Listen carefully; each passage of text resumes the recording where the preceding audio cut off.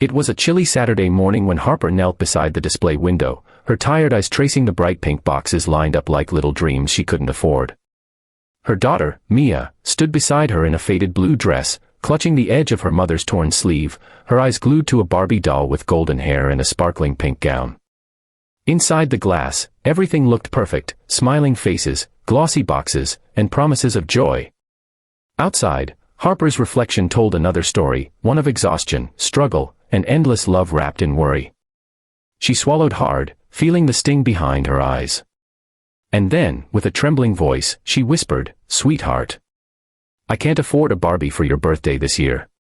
If you believe kindness and second chances can still change this world, then take a moment to like, comment, share, and subscribe to Kindness Corner. Because sometimes, it takes just one act of compassion to rewrite someone's story forever." Harper had never imagined life would look like this. Once, she worked at a cheerful cafe downtown, serving customers with a smile while saving every tip for Mia's small joys, crayons, ice cream, little ribbons for her hair. But when the cafe shut down after new management took over, Harper found herself jobless with overdue rent and barely enough food to last the week. Her husband had left years ago when Mia was a baby, leaving her with nothing but a note and a mountain of bills. Yet she fought, every single day, working odd cleaning shifts, folding laundry for neighbors, and skipping meals so her daughter wouldn't go to bed hungry. Now, as Mia's 6th birthday approached, Harper wanted nothing more than to give her something special. Mia had been talking about Barbie for months, how her friend at school had won, how she wished she could brush her hair and dress her up. But Harper's wallet held only 8 crumpled dollars.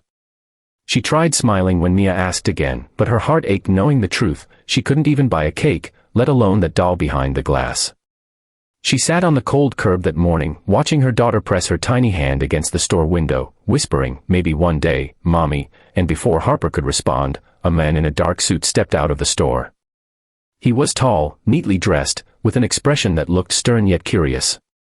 He had been standing near the doorway for a while, unnoticed, watching the mother and daughter. His name was Cole Harrington, the CEO of the very toy company that made those Barbie dolls. But Harper didn't know that. To her, he was just another stranger in an expensive suit. Cole had been having a rough morning himself. Meetings, deadlines, endless reports about profits and market trends, the usual noise of a life that had forgotten simplicity.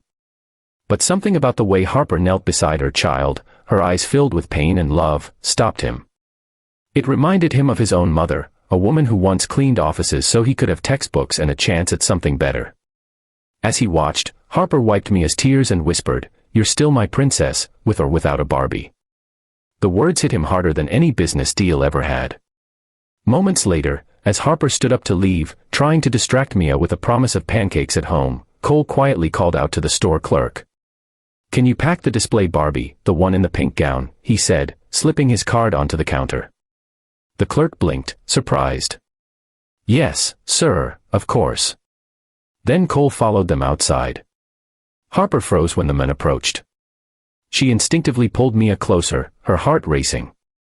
"Excuse me," Cole said gently, holding a pink box wrapped in a ribbon. "I couldn't help but overhear, maybe this could make her birthday a little brighter." Harper blinked, confused. "Oh, no, sir, please. I can't accept that," she stammered. But Cole shook his head. "You're not accepting it from me," he said quietly. "You're accepting it from one parent to another. From someone who knows what it means to want more for your child than the world allows you to give." Tears welled in Harper's eyes as she looked down at the doll. Mia's face lit up with pure joy, her tiny hands trembling as she held it. "Mommy, she looks like me," she whispered, smiling through her tears. Harper couldn't speak. She just nodded, her throat tight with gratitude. Cole didn't stay for thanks. He simply smiled, turned away, and walked toward a sleek black car waiting nearby. But before he got in, he paused. "Ma'am," he said softly, "we're hiring seasonal staff at the new warehouse. If you're looking for work, tell them Cole sent you." Then he left.